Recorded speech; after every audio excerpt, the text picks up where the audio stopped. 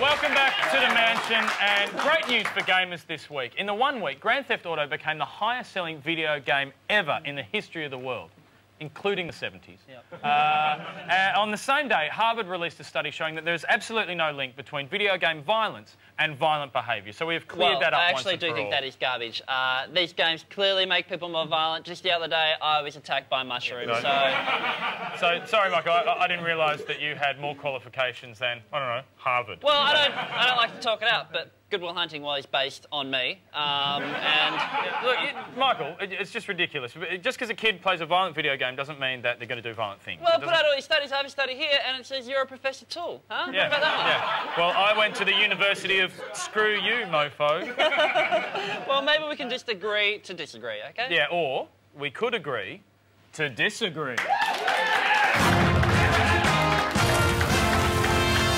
Welcome to the Mansion Debating Chamber. The rules are simple. Opening arguments, followed by rebuttal, followed by 10 seconds of pointless shouting. The topic for tonight's debate, that video games cause violent behaviour. For the affirmative, Mr. Michael Chamberlin. Thank you, my liege.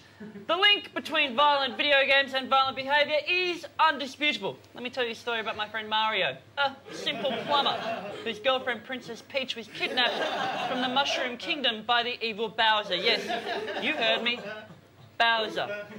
Tragically, the princess's head later turned up in a box. Yes, you heard me.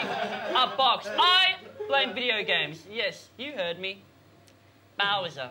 For the negative, Mr. Charlie Pickering.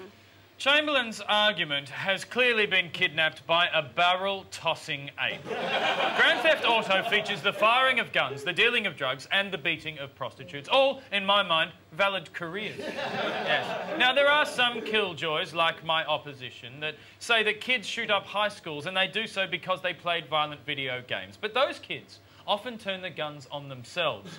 And any decent gamer knows that that would only reduce their high scores. Mr. Chamberlain, your rebuttal. Mr. Pickering, stop wrenching the joystick of denial from the console of common sense. Oh, get off the pinball machine, Chamberlain, because you've just launched the multi-ball of stupidity.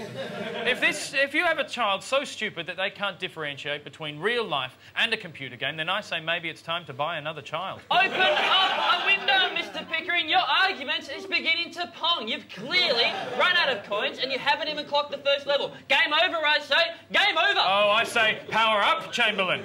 You are a Commodore 64 and the screen reads turn tape over.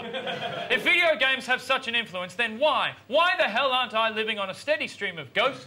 Yes, married to a woman by the name of Ms. Pac-Man. And the pointless shouting. Bowser. Bad dude. Game over. Hadouken.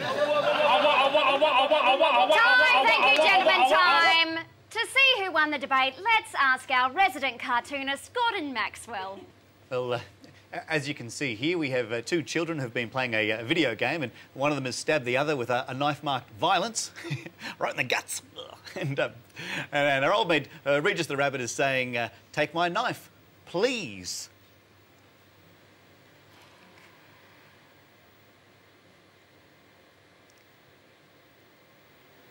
What?